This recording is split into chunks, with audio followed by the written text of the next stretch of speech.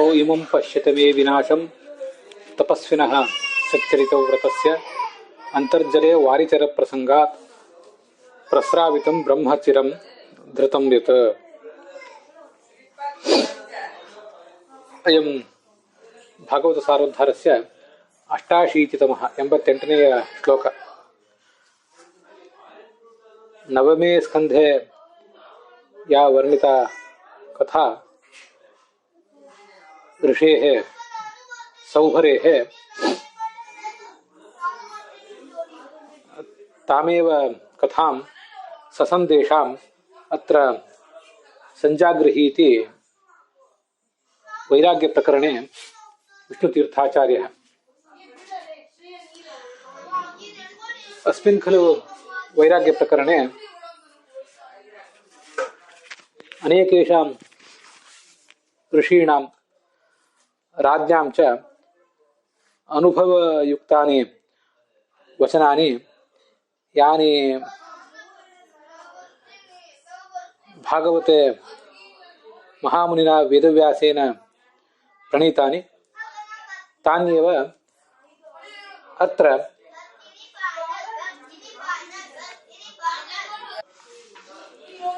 संग्रथयति.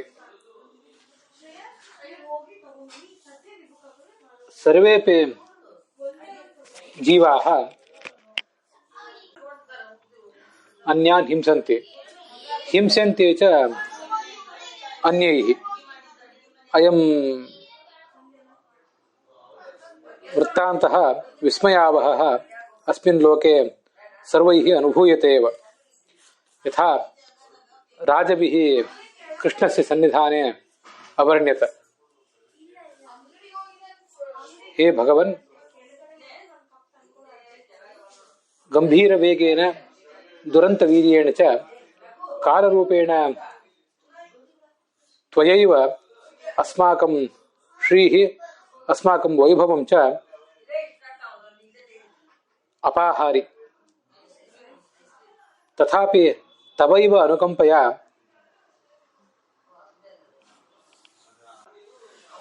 विनष्टदर्पाः वयं भगवतः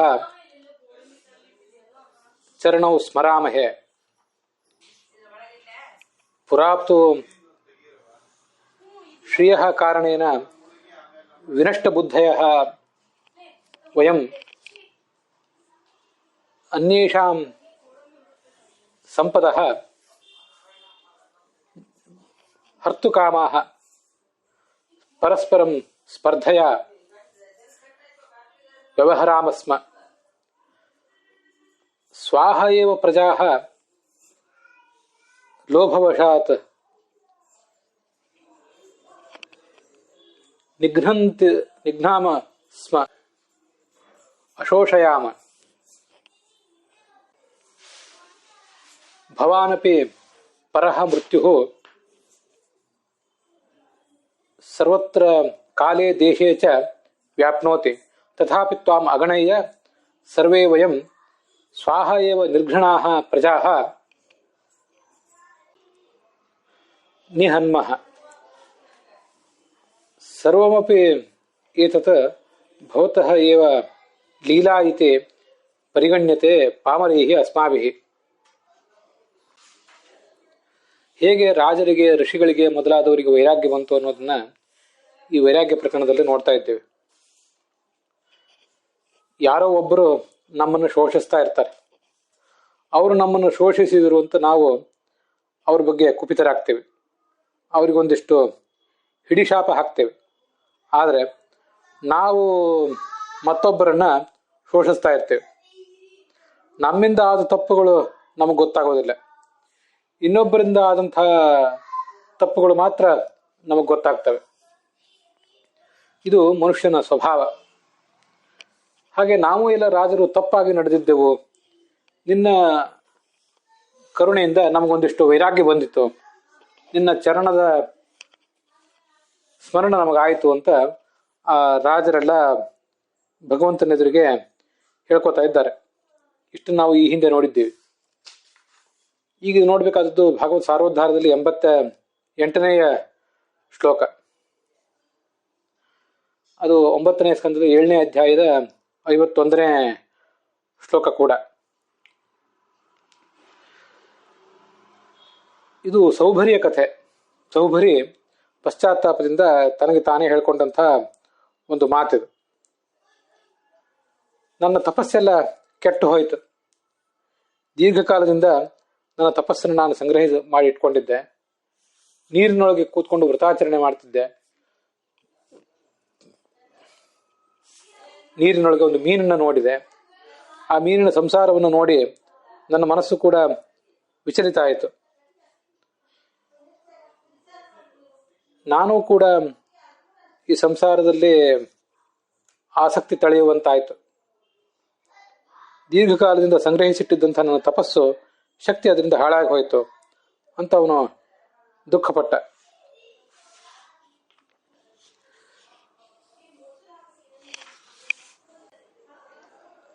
ಸೌಭರಿ ಮಹಾಯೋಗಿ, ಮಂತ್ರವನ್ನ ಕಂಡುಕೊಂಡಂಥವನು. ಇನ್ನು ಮೋಕ್ಷಕ್ಕೆ ಹೋಗಲಿಕ್ಕೆ ತನಗೆ 50 ಜನ್ಮಗಳು ಎತ್ತಬೇಕಾದ ಅವಶ್ಯಕತೆ ಇದೆ ಅಂತ ಅವನಿಗೆ ಗೊತ್ತಾಯ್ತು. ಒಂದೇ ಜನ್ಮದಲ್ಲಿ 50 ಜನ್ಮಗಳ ಪ್ರಾರಬ್ಧವನ್ನ, ಆ ಸುಖವನ್ನೆಲ್ಲ ಅನುಭವಿಸಿ ನಾನು ಮುಂದೆ ಶೀಘ್ರದಲ್ಲಿ ಮುಕ್ತಿಗೆ ಹೋಗಬೇಕು ಅಂತ ಅವನಿಗೊಂದು ಬಯಕೆ ಹುಟ್ಟಿತು. ಕಾಯವ್ಯೂಹ ಅಂತ ಕರೀತಾರಂತದನ್ನು. ವ್ಯೂಹ ಅಂದ್ರೆ ಸಮೂಹ, ಕಾಯ ಅಂದ್ರೆ ಶರೀರ. ಅನೇಕ ಶರೀರಗಳನ್ನು ಒಟ್ಟಿಗೆ ಸ್ವೀಕಾರ ಮಾಡಿಬಿಡೋದು. ಆ ಮೂಲಕ ಅನುಭವಿಸಬೇಕಾದ್ದೆಲ್ಲವನ್ನು ಕೂಡ ಒಮ್ಮೆಲೆ ಅನುಭವಿಸ್ಬಿಡೋದು. ಅದಕ್ಕೆ ಆ ಋಷಿ ಕಂಡುಕೊಂಡಂತಹ ಉಪಾಯ ಏನು ಅಂದ್ರೆ, ಮಾಂಧಾರತ ಚಕ್ರವರ್ತಿಗೆ 50 ಜನ ಮಕ್ಕಳಿದ್ದಾರೆ ಅಂತ ಗೊತ್ತಾಯ್ತು. 3 ಜನ ಗಂಡು ಮಕ್ಕಳಿದ್ರಂತೆ, ಪುರುಕುತ್ಸ, ಅಂಬರೀಷ, ಮುಚುಕುಂದ ಅಂತ. 50 ಜನ ಹೆಣ್ಮಕ್ಕಳು ಆತನಿಗಿದ್ದರು. ಸೌಭರಿ ಆ ಯಮುನಾ ನದಿಯ ನೀರಿನಲ್ಲಿ ಜಲಸ್ತಂಭ ಮಾಡಿಕೊಂಡು ತಪಸ್ ಮಾಡ್ತಾ ಇದ್ದ. ಅವನಿಗೆ ಪ್ರಾರಬ್ಧದ ಕರ್ಮದ ಕಾರಣದಿಂದಾಗಿ ಆ ಮೀನುಗಳ ಪ್ರಣಯ ಲೀಲೆ ಕಣ್ಣಿಗೆ ಬಿತ್ತು. ತಾನು ಗೃಹಸ್ಥಾಶ್ರಮಕ್ಕೆ ಹೋಗಬೇಕು, ಗೃಹಸ್ಥಾಶ್ರಮದ ಸವಿಯನ್ನು ಉಣ್ಣಬೇಕು ಅಂತ ಅವನಿಗೆ ಅನಿಸಿತು. ಋಷಿಗೂ ನಮಗೂ ಇದೇ ವ್ಯತ್ಯಾಸ. ಇನ್ನು ಕೇವಲ 50 ಜನ್ಮ ಇದ್ದಿದ್ರಿಂದ ಅದನ್ನ ಬೇಗ ಕಳೆದು ಬೇಗನೆ ಮುಕ್ತಿಗೆ ಹೋಗಬೇಕಾದ ತುರ್ತು ಆತನಿಗಿದ್ದರಿಂದ ಭಗವಂತನ ಸಂಕಲ್ಪಕ್ಕನುಸಾರವಾಗಿ ಅಂಥ ಒಂದು ಆಸೆ ಅವನಿಗೆ ಬಂತಷ್ಟೆ. ಇಲ್ಲದೆ ಹೋದ್ರೆ ಅಂಥ ಜ್ಞಾನಿಗೆ, ಮಂತ್ರದ್ರಷ್ಟಾರನಾದವನಿಗೆ ಜಗತ್ತಿನಲ್ಲಿ ಎಲ್ಲಿಯೋ ಕಾಣುವಂಥ ಒಂದು ಕ್ಷುದ್ರವಾದ ಕಾಮಕೇಳಿಯ ದರ್ಶನದಿಂದ ಮನಸ್ಸು ವಿಚಲಿತ ಆಗಲಿಕ್ಕೆ ಸಾಧ್ಯ ಇಲ್ಲ. ಅದು ಆಗುವುದು ನಮ್ಮಂಥವ್ರಿಗೆ ಆಗ್ತದೆ ಆ ಥರ.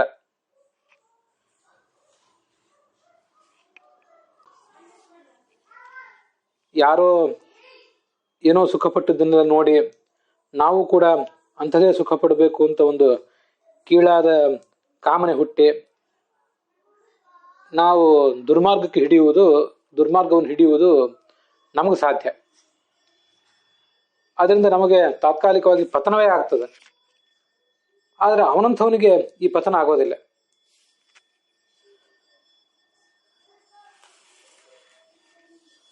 ಅವನು ಮಾಂಧಾತರಾಜನ ಹತ್ರ ಹೋದ. ನನಗೆ ನಿನ್ನ ಹೆಣ್ಮಕ್ಳನ್ನ ಮದುವೆ ಮಾಡಿಕೊಡು ಅಂತ ಕೇಳಿದೆ. 50 ಜನ ಕನ್ಯೆಯರಿದ್ದಾರೆ, ಯಾರಾದರೂ ನಿನ್ನನ್ನು ಮದುವೆ ಮಾಡಿಕೊಂಡ್ರೆ ನಂದೇನು ಅಭ್ಯಂತರ ಇಲ್ಲ ಅಂತ ಅವನು ಹೇಳಿದ. ಆಗ ಮುನಿ ವೃದ್ಧನಾಗಿದ್ದ, ತಪೋಬಲದಿಂದ ಸುಂದರವಾದ ಯೌವನದ ಶರೀರವನ್ನು ಸ್ವೀಕಾರ ಮಾಡಿದ. ಅವರೆಲ್ಲರೂ ಕೂಡ ಸ್ಪರ್ಧೆಯಿಂದ ಇವನನ್ನೇ ಮದುವೆ ಮಾಡ್ಕೊಂಡ್ಬಿಟ್ರು. 50 ಶರೀರವನ್ನು ತಾನು ತಳೆದ. 50 ಕನ್ಯೆಯರಲ್ಲಿ ಒಬ್ಬೊಬ್ಬರಲ್ಲಿ 100 ಮಕ್ಕಳಂತೆ 5,000 ಜನ ಮಕ್ಕಳನ್ನ ಪಡೆದನಂತೆ. ಆಮೇಲೆ ಯಾರ್ಯಾರಿಗೆ ಏನೇನು ಕಾರ್ಯವನ್ನು ಮಾಡಿಕೊಡ್ಬೇಕಾಗಿತ್ತೋ, ಸಂಸಾರದ ಜವಾಬ್ದಾರಿಯನ್ನ ಅದನ್ನೆಲ್ಲವನ್ನು ಆತ ನಿರ್ವಹಿಸಿದ.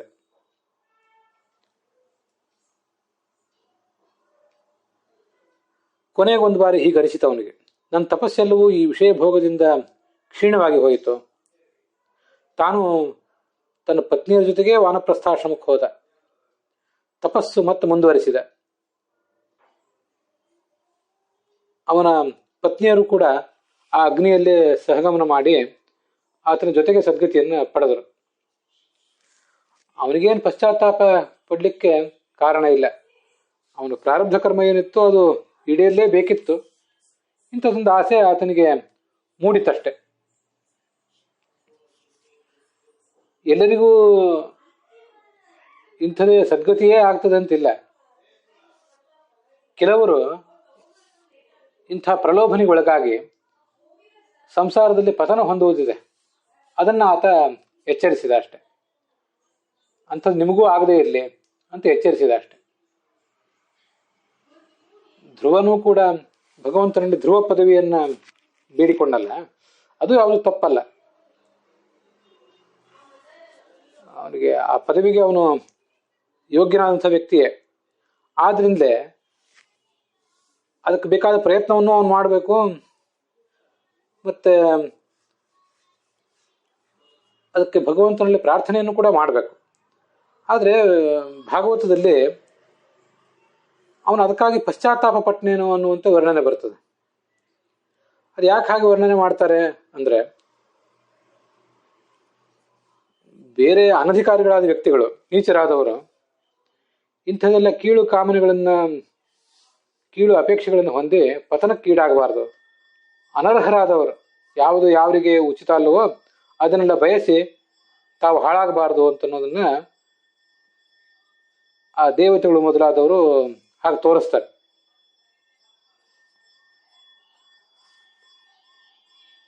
ಅಧಿಕಾರಿಗಳು ಆ ಪ್ರಾರಬ್ಧ ಕರ್ಮವನ್ನ ಉಣ್ಲೇಬೇಕು. ಅದು ಅವ್ರಿಗಾರಿಗೂ ಹಾಗೆ ಒಂದು ವಿಷಯಾಸಕ್ತಿ ಆಯಿತು, ಅದರಿಂದ ಅವ್ರಿಗೆ ಪತನ ಆಯಿತು ಅಂತ ಉಳಿದವರು ಭಾವಿಸ್ಬೇಕಾಗಿಲ್ಲ. ಆದರೂ ಕೊನೆಗೂ ವೈರಾಗ್ಯದ ಕೈಯೇ ಮೇಲಾಯಿತು. ಭೋಗಾಸಕ್ತಿಯ ಕೈ ಕೆಳಗೆ ನಿಂತಿತು.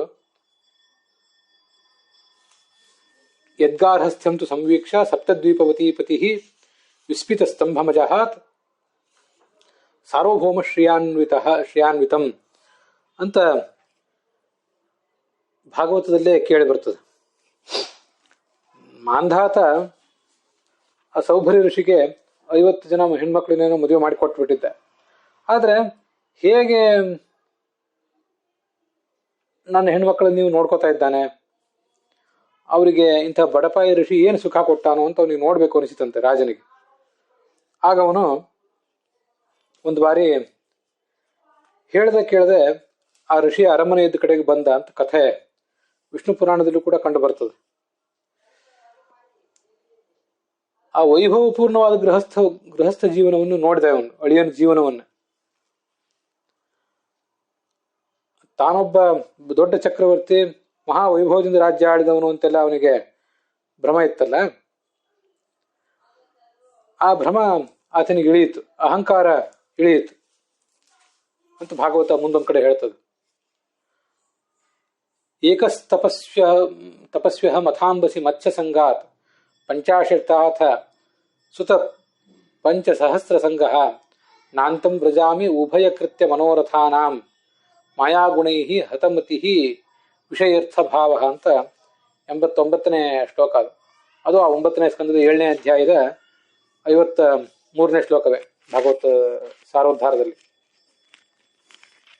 ಏಕಾಂಗಿಯಾಗಿ ತಪಸ್ ಮಾಡ್ತಿದ್ದೆ ನಾನು.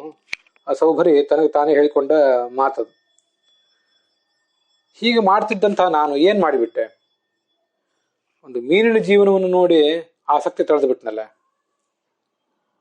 5,000 ಜನ ಮಕ್ಕಳು ನನಗೆ ಹುಟ್ಟಿದ್ರಲ್ಲ. ಉಭಯ ಕೃತ್ಯ ಮನೋರಥಾನ, 2 ಥರದ ಕಾರ್ಯಗಳು. ಅವೇನು 2 ಥರದ ಕಾರ್ಯಗಳು ಅಂದ್ರೆ, ಗಂಡು ಮಕ್ಕಳಿಗೆ ಮಾಡಬೇಕಾದ ಉಪನಯನ, ವಿವಾಹ ಮೊದಲಾದ ಕಾರ್ಯಗಳು, ಹೆಣ್ಣು ಮಕ್ಕಳ ಮದುವೆ ಮೊದಲಾದ ಕಾರ್ಯಗಳು.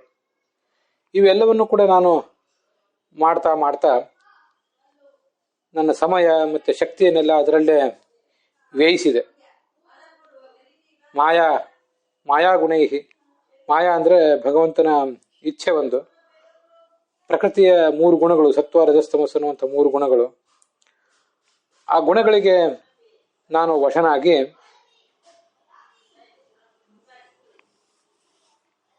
ಹಾಳಾಗಿ ಹೋದೆ.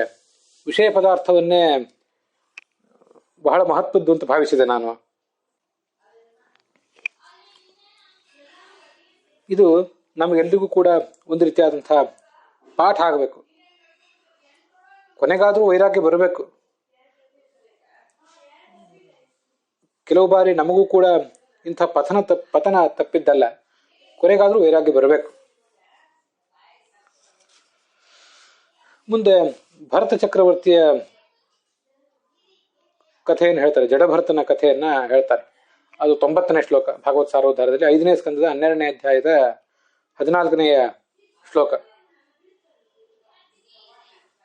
ಅಹಂ ಪುರಾ ಭರತೋ ನಾಮ ರಾಜ್ಯ ವಿಮುಕ್ತ ದೃಷ್ಟ ಶ್ರುತ ಸಂಗಬಂಧ ಆರಾಧನಂ ಭಗವತಿ ಹಮಾನೋ ಮೃಗೋಭವಂ ಮೃಗಸಂಗಾದ್ ಧತಾರ್ಥ ಅಂತ ಆ ಶ್ಲೋಕ. ಅದು ಪೂರ್ವ ಜನ್ಮದಲ್ಲಿ ನಾನು ಭರತ ಅನ್ನುವ ಹೆಸರಿನ ಒಬ್ಬ ರಾಜನಾಗಿದ್ದೆ. ಸ್ವರ್ಗದ ಸುಖ, ಐಹಿಕ ಸುಖ ಇದೆಲ್ಲವನ್ನು ಕೂಡ ನಾನು ತ್ಯಜಿಸೇ ಇದ್ದೆ. ಭಗವಂತನ ಆರಾಧನೆಯನ್ನು ಮಾಡ್ತಾ ಇದ್ದೆ. ಒಂದು ಕಾಲದಲ್ಲಿ ಒಂದು ಜಿಂಕೆಯ ಮರಿಯ ಸಂಘ ನನಗೆ ಆಯಿತು, ಅದರ ದರ್ಶನ ಆಯಿತು. ಅದರಲ್ಲಿ ಆಸಕ್ತಿ ಹುಟ್ಟಿ ಅದು ಯೋಗಕ್ಷೇಮವನ್ನು ನೋಡ್ಕೊಳ್ಬೇಕು, ಅದಕ್ಕೆ ನಾನಲ್ಲದೆ ಬೇರೆ ಯಾರೂ ಗತಿ ಇಲ್ಲ ಅಂತ ತಿಳಿದು ಯೋಗಭ್ರಷ್ಟನಾಗಿಬಿಟ್ಟೆ. ಯೋಗ ಅಂದರೆ ಪರಮಾತ್ಮನನ್ನು ತಿಳಿಯುವ ಉಪಾಯದಲ್ಲಿ ನಾನು ಮಗ್ನನಾಗಿದ್ದೆ. ಆದರೆ ತಾತ್ಕಾಲಿಕವಾಗಿ ಆ ಒಂದು ಮಾರ್ಗದಿಂದ ನನಗೆ ಪತನ ಆಯಿತು. ನನ್ನ ಸಮಯ ಎಲ್ಲ ವ್ಯರ್ಥ ಆಗಿ ಹೋಯಿತು. ಮತ್ತೆ ಕೊನೆಗಾಲದಲ್ಲೂ ಕೂಡ ಆ ಜಿಂಕೆಯ ಮರಿಯನ್ನೇ ನೆನೆಯುತ್ತಿದ್ದಂತಹ ಪರಿಣಾಮವಾಗಿ ನನಗೂ ಕೂಡ ಒಂದು ಜಿಂಕೆಯ ಜನ್ಮವೇ ಬಂದು ಹೋಯಿತು. ಅಷ್ಟಿಷ್ಟಲ್ಲ, 1 ಕೋಟಿ ವರ್ಷ ಕಾಲ ಭರತ ಚಕ್ರವರ್ತಿ ರಾಜ್ಯಭಾರ ಮಾಡಿದ್ದ. ಇನ್ನು ರಾಜ್ಯ ಭೋಗದ ಪ್ರಾರಬ್ಧ ಕಳೆದಿದೆ ನಂದು, ಸಾಕಿನ್ನು ಈ ಸಂಸಾರ ಅಂತ ಅವನಿಗೆ ಅನಿಸಿತು. ಮಕ್ಕಳಿಗೆ ರಾಜ್ಯದ ಸಂಪತ್ತಿನೆಲ್ಲ ಹಂಚಿಕೊಟ್ಟ. ಸಾಲಗ್ರಾಮ ಕ್ಷೇತ್ರಕ್ಕೆ ಹೋದಂತೆ. ಗಂಡಕಿ ನದಿಯಲ್ಲಿ ಸ್ನಾನ ಮಾಡಿ ಜಪ ಮಾಡ್ತಾ ಇದ್ದ. ಅಲ್ಲೊಂದು ಗರ್ಭಿಣಿ ಜಿಂಕೆ ನೀರು ಕುಡಿಲಿಕ್ಕೆ ಬಂತು. ಸಿಂಹದ ಗರ್ಜನೆ ಅಲ್ಲಿ ಕೇಳಿ ಬಂತು. ಆಗ ಜಿಂಕೆ ಹಾರಿತು ತಪ್ಪಿಸ್ಕೊಳ್ಳಿಕ್ಕೆ, ಜಿಂಕೆಯಿಂದ ಸಿಂಹದಿಂದ ತಪ್ಪಿಸ್ಕೊಳ್ಬೇಕು ಅಂತ ಹಾರಿತು. ಗರ್ಭಸ್ರಾವ ಆಯ್ತು, ಅದಕ್ಕೆ ಮರಿ ಪ್ರವಾಹದಲ್ಲಿ ಬಿತ್ತು. ತಾಯಿ ಓಡಿ ಓಡಿ ಮುಂದೊಂದು ಕಡೆ ಎದೆ ಒಡೆದು ಸತ್ತಿತು.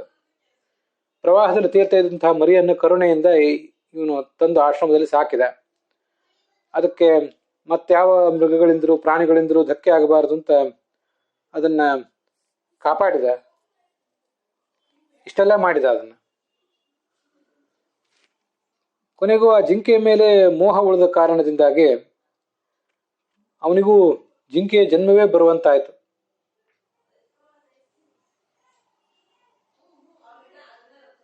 ರಹುಗಣ ಅಂತ ರಾಜ ಏನು ಬಂದಿದ್ನಲ್ಲ, ಅವನು ಎಲ್ಲೋ ಹೊರಟಿದ್ದ. ಅವನು ಪಲ್ಲಕ್ಕಿಯನ್ನು ಹೊರಲಿಕ್ಕೆ ಒಬ್ಬ ವ್ಯಕ್ತಿಯ ಅವಶ್ಯಕತೆ ಇತ್ತು. ಅವನ ಆಳುಗಳಿಗೆ ಹೇಳಿದ್ದ, ಕರ್ಕೊಂಡು ಬಾ ಇವ್ರನ್ನ, ಇಂಥವ್ರೊಬ್ಬರನ್ನ, ಯಾರು ಒಬ್ಬರು ಆಳಿದ್ರೆ ಕರ್ಕೊಂಡು ಬನ್ನಿ ಅಂತ ಹೇಳಿದ್ದ ಅವರಿಗೆ. ಆಗ ಆ ಆಳುಗಳ ಕೈಗೆ ಸಿಕ್ಕವನೇ ಈ ಜಡಭರತ. ಜಡಭರತನ ಮಹತ್ವ ಆತನಿಗೆ ಕೊನೆಗಾದರೂ ತಿಳಿಯಿತು, ರಾಜನಿಗೆ, ರಹುಗಣ ರಾಜನಿಗೆ.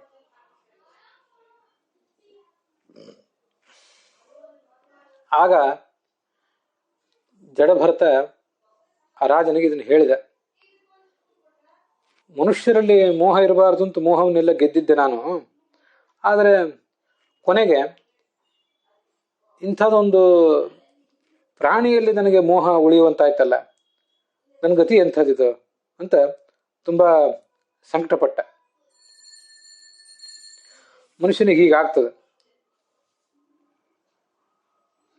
ಒಂದು ಕಡೆ ಎಲ್ಲೋ ಏನನ್ನೋ ಗೆದ್ದಿರ್ತಾನೆ, ಮತ್ತೊಂದು ಕಡೆ ಎಲ್ಲೋ ಸೋಲ್ತಾನೆ. ಇಂಥದ್ರ ಬಗ್ಗೆ ಮನುಷ್ಯ ಎಚ್ಚರಿಕೆಯಿಂದ ಇರಬೇಕು ಅಂತ ಅದರ ತಾತ್ಪರ್ಯ.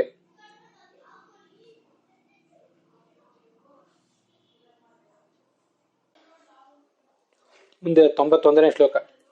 ಸಾಮಾಮ ಸ್ಮೃತಿರ್ ಮೃಗದೇಹೇ ಪಿವೀರ ಕೃಷ್ಣಾರ್ಚನ ಪ್ರಭವ ನೋ ಜಹಾತಿ ಅಹೋ ಅಹಂ ಜನಸಂಗಾದ್ ವಿಮುಕ್ತ ವಿಶಂಕಮಾನ ಅವಧೂತಶ್ಚರಾಮೆ.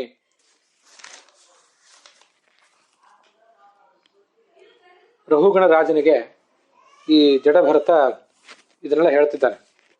ಏನ್ ಹೇಳ್ತಾನೆ? ಭಗವಂತನ ಸ್ಮರಣೆ ಮಾಡ್ತಾ ಇದ್ದಾನೆ ನಾನು ಹಿಂದೆ. ಆ ಒಂದು ಪ್ರಭಾವ ಅಂತೂ ಇತ್ತೇ ಇತ್ತು. ತಾತ್ಕಾಲಿಕವಾಗಿ ಮೋಹ ಬಂದಿತ್ತು, ಇಲ್ಲ ಅಂತಲ್ಲ. ಆದ್ರೆ ಆ ಮೋಹ ನನಗೆ ಹೋಯ್ತು, ಸ್ಮರಣೆ ಮಾತ್ರ ಎಂದೂ ಮರೆ ಆಗಲಿಲ್ಲ. ಆದರೂ ಭಗವಂತನನ್ನು ತಾತ್ಕಾಲಿಕವಾಗಿ ಆದರೂ ಮರೆತ ಪರಿಣಾಮವಾಗಿ ಯೋಗದಿಂದ ಕೆಳಗೆ ಜಾರಿದೆ. ಈಗ ನನಗೆ ಯಾವ ದುರ್ಜನರ ಸಮಾಗಮವೂ ಕೂಡ ಬೇಡಾಗಿದೆ, ಜನಸಂಘವೇ ಬೇಡಾಗಿದೆ ನನಗೆ. ಮತ್ತೆಲ್ಲಿ ಯೋಗದಿಂದ ಜಾರಿ ಬಿಡ್ತೇನೋ ಅಂತ ಭಯ. ಅದಕ್ಕಾಗಿ ಅವಧೂತ ವೇಷದಿಂದ ಸಂಚಾರ ಮಾಡ್ತಿದ್ದೀನಿ ಅಂತ ಹೇಳ್ತಿದ್ದಾನ ಅವನು.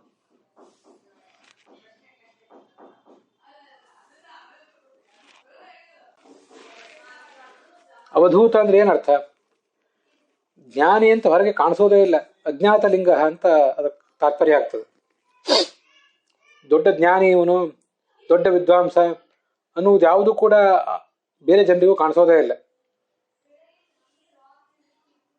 ಬುಧೋ ಬಾಲಕವತ್ ಕ್ರೀಡೇತ್ ಕುಶಲೋ ಜಡವಚ್ಚರೇತ್ ವದೇ ದುನ್ಮತ್ತವಾದ್ವಾಕ್ಯಂ ಗೋಚಾರಿ ನೈಗಮೋ ಭವೇತ್ ಅಂತ ಅಲ್ಲೇ ಭಾಗವತದಲ್ಲೇ ಈ ಪ್ರಸಂಗ ಇರ್ಬೋದು ಅಥವಾ ಬೇರೆ ಕಡೆ ಒಂದು ಪ್ರಸಂಗ ಇರ್ಬೋದು. ಅಲ್ಲಿ ಒಂದ್ ಕಡೆ ಈಗ ಕಾಣಿಸ್ತದೆ, ಬುಧೋ ಬಾಲಕವತ್ ಕ್ರೀಡೇತ್, ದೊಡ್ಡ ಜ್ಞಾನಿ ಆದ್ರೆ ತೀರಾ ಬಾಲಕರಂತೆ, ತನಗೇನು ಜ್ಞಾನವೇ ಇಲ್ಲದೆ ಇರುವವರಂತ ತೋರಿಸ್ಕೋಬೇಕು. ಕುಶಲೋ ಜಡವಚ್ಚರೇತ್, ದೊಡ್ಡ ಬುದ್ಧಿವಂತ ಆದ್ರೆ ಮೂರ್ಖನಂತೆ ವ್ಯವಹರಿಸ್ಬೇಕು. ಉದಯ ದುನ್ಮತ್ವದ್ವಾಕ್ಯಂ, ದೊಡ್ಡ ಪ್ರಾಜ್ಞನಾದ್ರೂ ಕೂಡ ಹುಚ್ಚರಂತೆ ವರ್ತಿಸಿಬಿಡಬೇಕು. ಗೋಚಾರಿ ನೈಗಮೋ ಭವೇತ್, ದೊಡ್ಡ ವೇದಜ್ಞ ಆದ್ರೆ ಯಾರೋ ದನ ಕಾಯುವವರು, ಕುರಿ ಕಾಯುವವರು, ಮೂರ್ಖರೇನಿರ್ತಾರೆ ಅವರಂತೆ ವರ್ತಿಸಿ ಜನರನ್ನ ಅವನು ದೂರ ಇಡ್ತಿದ್ದ. ಇದು ಅವನು ಬದುಕ್ತಾ ಇದ್ದಂತಹ ಒಂದು ರೀತಿ. ಎಲ್ಲರೂ ಹಾಗೆ ಬದುಕಬೇಕು ಅಂತಲ್ಲ, ಹಾಗೆಲ್ಲರೂ ಬದುಕಲಿಕ್ಕೆ ಸಾಧ್ಯ ಆಗೋದು ಇಲ್ಲ. ಜನ ಏನಾದ್ರೂ ಕೇಳಿದಾಗ ವಿದ್ವಾಂಸರಾದವರು ತಮಗೇನು ತಿಳಿದಿದೆಯೋ ಅದನ್ನ ಹೇಳಲೇಬೇಕಾಗ್ತದೆ. ಆದ್ರೆ ಹಾಗೆ ಸಮಾಜಕ್ಕೆ ಏನನ್ನಾದ್ರೂ ಬೋಧಿಸಬೇಕಾದಂತಹ ಒಂದು ಅಗತ್ಯ ಜನಸಾಮಾನ್ಯರಿಗಿರ್ತದೆ. ಅಂಥ ಒಂದು ಅನಿವಾರ್ಯತೆ ನಮಗಿರ್ತದೆ. ಅದಕ್ಕಾಗಿ ಅದನ್ನು ಮಾಡಬೇಕಾದಂಥ, ಅದಕ್ಕೆ ತಕ್ಕಂತೆ ವರ್ತಿಸಬೇಕಾದಂಥ ಅವಶ್ಯಕತೆಯೂ ಇರ್ತದೆ. ಆದರೆ ಎಲ್ರಿಗೂ ಕೂಡ ಹಾಗೇನಿರೋದಿಲ್ಲ, ಅದನ್ನು ಗಮನಿಸ್ಬೇಕು. ಹಿಂದೊಂದು ಕಾಲದಲ್ಲಿ ಜನರ ನಡುವಿದ್ದು ಬೇಕಾದಷ್ಟು ಸಮಾಜ ಸೇವೆ, ಜನಸೇವೆ, ಜನೋದ್ಧಾರ, ಸಮಾಜೋದ್ಧಾರ ಎಲ್ಲವನ್ನೂ ಕೂಡ ಮಾಡಿ ಅದೆಲ್ಲವನ್ನು ದಾಟಿ ತನ್ನ ಉದ್ಧಾರಕ್ಕಾಗಿಯೇ ಜನ್ಮಗಳನ್ನು ಎತ್ತಿ ಯಾರು ಸಾಧನೆ ಮಾಡ್ತಾ ಇರ್ತಾನೆ ಅಂಥವನಿಗೆ ಸಮಾಜಕ್ಕೆ ಬೋಧನೆ ಮಾಡಬೇಕಾದಂಥ ಅಗತ್ಯ ಏನೂ ಇರೋದಿಲ್ಲ. ಆದ್ರಿಂದ ಅಂಥವನು ತೀರಾ ಮೂರ್ಖನಂತೆ, ಹುಚ್ಚರಂತೆ ವರ್ತಿಸಿದ್ರೆ ಅದವನಿಗೆ ಉಚಿತವೇ, ಅದವನಿಗೆ ಭೂಷಣವೇ. ಅಲ್ಲಿಯವರೆಗೆ ನಾವೇನು ಕರ್ಮಗಳನ್ನು ಮಾಡಬೇಕಾಗಿತ್ತು ಅಂಥ ಕರ್ಮಗಳನ್ನೆಲ್ಲ ನಮ್ಮಂಥವರು ಮಾಡ್ತಾನೆ ಇರಬೇಕಾಗ್ತದೆ. ನಾವು ಆ ಕರ್ಮಗಳನ್ನ ತಪ್ಪಿಸುವಂತಿಲ್ಲ. ಆದರೂ ನಾವು ಅವಧೂತ ಸ್ಥಿತಿಯನ್ನು ತಲುಪದೆ ಹೋದ್ರೂ ಈ ಸಮಾಜದ ಸಂಘ ನಮ್ಮನ್ನು ಹಾಳು ಮಾಡ್ತದೆ ಅನ್ನುವಂಥದ್ದು ಯಾವತ್ತೂ ನಮಗೆ ಎಚ್ಚರಿಕೆಯಿಂದಿರಬೇಕು.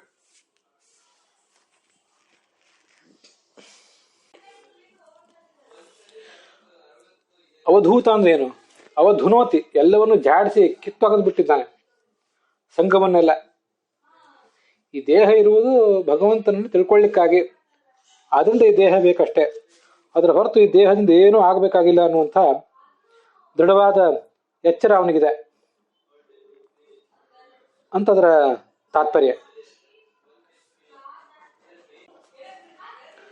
ಸಂಘ ಸರ್ವಾತ್ಮನಾ ತ್ಯಾಜ್ಯ ಸಚೇ ತ್ಯಕ್ತು ನ ಶಕ್ಯತೆ ಸದ್ಭಿಸ್ಸಹ ಸಕರ್ತವ್ಯ ಸತಾಂ ಸಂಗೋ ಹಿ ಭೇಷಜಂ ಅಂತ ಮಹಾಭಾರತದಲ್ಲಿ ಒಂದು ಕಡೆ ಬರ್ತದೆ.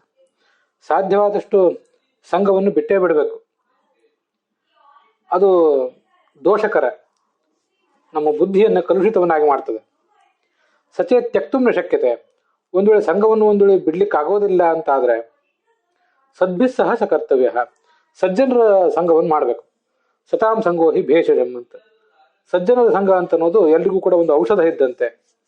ಅದು ಅವರ ಆಧ್ಯಾತ್ಮಿಕ ರೋಗಗಳನ್ನು ನಾಶ ಮಾಡಿ ಅವರನ್ನ ಉದ್ಧರಿಸ್ತದೆ.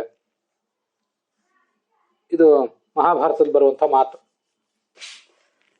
ಕ್ಷಣಾರ್ಧೇನಾಪಿ ತುಲಯೇ ನ ಸ್ವರ್ಗಂ ನಾಸು ಪುನರ್ಭವಂ ಭಗವತ್ ಸಂಘ ಸಂಘಸ್ಯ ಮರ್ತಾನಾಂ ಕಿಮುತಾಶಿಷಃ ಅಂತ ಭಾಗವತದಲ್ಲೇ ಮತ್ತೊಂದು ಕಡೆ ಬರ್ತದೆ.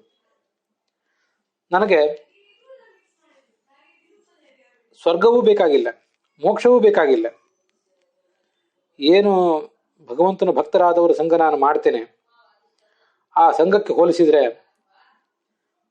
ಆ ಸಂಘದ ಸುಖಕ್ಕೆ ಹೋಲಿಸಿದ್ರೆ, ಸ್ವರ್ಗದ ಸುಖವಾಗಲಿ ಅಥವಾ ಮೋಕ್ಷದ ಸುಖವಾಗಲಿ ನನಗೆ ಯಾವ ರೀತಿಯಿಂದಲೂ ಇಷ್ಟ ಆಗೋದಿಲ್ಲ. ಹೀಗಿರುವಾಗ ಮರ್ತ್ಯಾನಾಂ ಆಶಿಷ, ಯಾರೋ ಹುಟ್ಟಿ ಸಾಯುವಂಥ, ಕೆಲವು ಕಾಲ ಬದುಕಿರುವಂಥ ಹುಲು ಮಾನವರೇನಿದ್ದಾರೆ ಅವರ ಕ್ಷುದ್ರವಾದಂಥ ಬಯಕೆಗಳೇನಿವೆ, ಉತ್ಪದ್ಯಂತೆ ವಿಲೀಯಂತೆ ದರಿದ್ರಾಣ ಮನೋರಥ, ಹುಟ್ಟುತ್ತವೆ, ನಾಶ ಆಗ್ತವೆ ದರಿದ್ರದ ಈ ಮೂರ್ಖರ ಮನೋರಥಗಳು.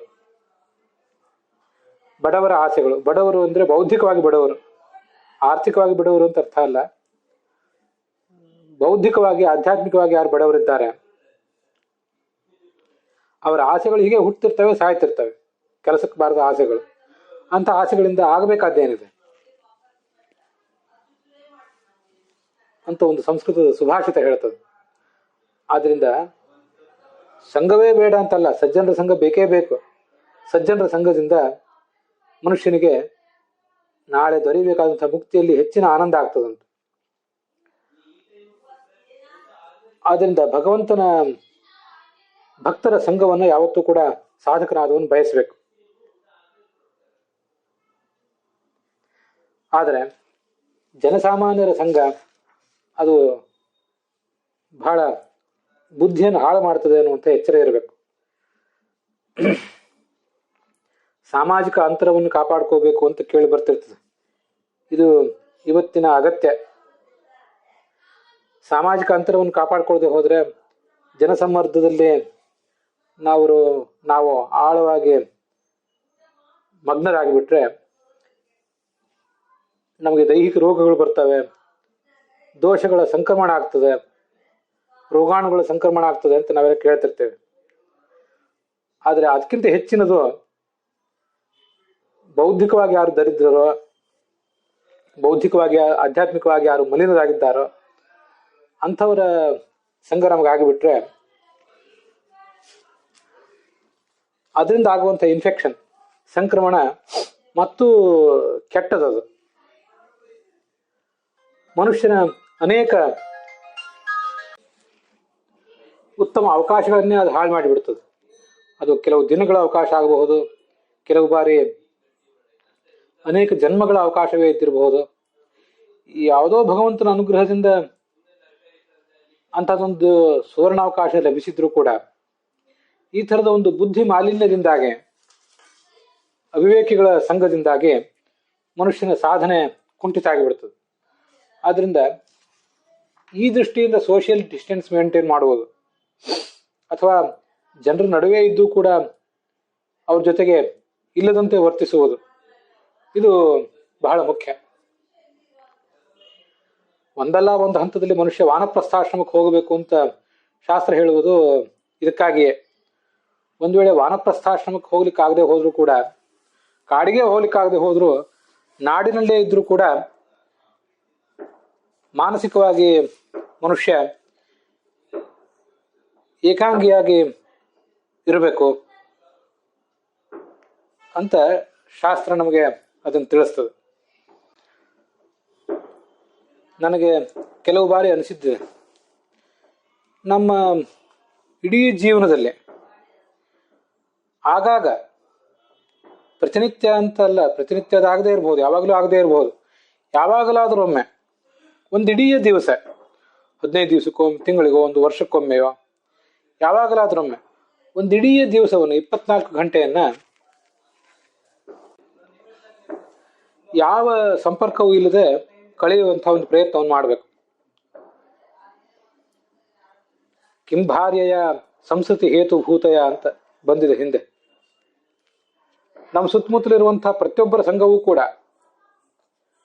ಕುಟುಂಬದ ಹೆಂಡತಿ, ಗಂಡ, ಕುಟುಂಬದ ಸದಸ್ಯರು, ಬಂಧುಗಳು, ಮಿತ್ರರು, ಆಳು ಕಾಳು, ಅವರೆಲ್ಲರ ಸಂಘವೂ ಕೂಡ ನಮ್ಮನ್ನ ಸಂಸಾರದಲ್ಲಿ ಮುಳುಗಿಸುವಂಥದ್ದೇ ಆಗಿರ್ತದೆ. ಬಹುತೇಕ ಸಂಸಾರದಿಂದ ನಮ್ಮನ್ನು ಪಾರು ಮಾಡುವಂಥವ್ರ ಸಂಘ ಸಾಮಾನ್ಯವಾಗಿ ನಮಗೆ ಸಿಗ್ತಿರೋದಿಲ್ಲ. ಒಂದು ದಿವಸವಾದರೂ ಯಾವುದೇ ಬೌದ್ಧಿಕ ಆಧ್ಯಾತ್ಮಿಕ ಮಾಲಿನ್ಯಕ್ಕೆ ಈಡಾಗದೆ, ಅಂಥ ಒಂದು ಇನ್ಫೆಕ್ಷನ್ಗೆ ಈಡಾಗದೆ ಬದುಕುವಂಥ ಅಭ್ಯಾಸ ಮಾಡ್ಕೊಳ್ಬೇಕು ಮನುಷ್ಯ. ಅದು ಸತತವಾಗಿ ಆದಾಗ ಆ ಸಾಧನೆ ಪಕ್ವವಾಗಿ ಮುಂದೆ ಅವನಿಗೆ ಮಾನಸಾಪರೋಕ್ಷ, ಸ್ವರೂಪಾಪರೋಕ್ಷ ಇವೆಲ್ಲ ಆಗ್ತವೆ. ನಾವಿರುವ ಈಗಿನ ಹಂತದಲ್ಲಿ ಹಾಗೆ ಸತತವಾಗಿ ಸಾಮಾಜಿಕ ಸಂಪರ್ಕವನ್ನು ಕಳೆದುಕೊಂಡು, ಅಥವಾ ಸಮಾಜದ ನಡುವೆ ಇದ್ರೂ ಕೂಡ ಆ ಸಂಪರ್ಕದಿಂದ ದೂರಾಗಿ ವರ್ತಿಸ್ಲಿಕ್ಕೆ ನಮಗೆ ಸಾಧ್ಯ ಆಗೋದಿಲ್ಲ. ಜನರ ನಡುವೆ ಇದ್ದೂ ಕೂಡ ಅಂಥ ಒಂದು ಸಂಕ್ರಮಣಕ್ಕೆ, ಇನ್ಫೆಕ್ಷನ್ಗೆ ಒಳಗಾಗದೇ ಇರುವಂತೆ ಬದುಕುವುದನ್ನ ಮನುಷ್ಯ ಅಭ್ಯಾಸ ಆದರೂ ಮಾಡಬೇಕು. ಕನಿಷ್ಠ ಪಕ್ಷ ಯಶಸ್ಸು ಎಷ್ಟು ಸಿಗ್ತದೋ ಗೊತ್ತಿಲ್ಲ, ಅಷ್ಟು ಪ್ರಯತ್ನವನ್ನಾದರೂ ಅವನು ಮಾಡಬೇಕು.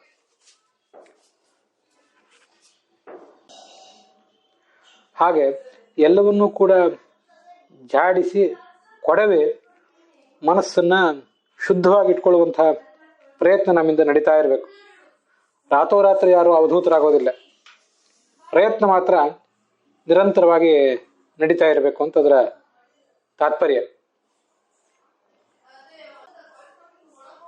ಅಲ್ಲಿಗೆ 91ನೇ ಶ್ಲೋಕದ ಶ್ರವಣದೊಂದಿಗೆ ಈ ಭಾಗ ಸಮಾಪ್ತ ಆಗಿದೆ.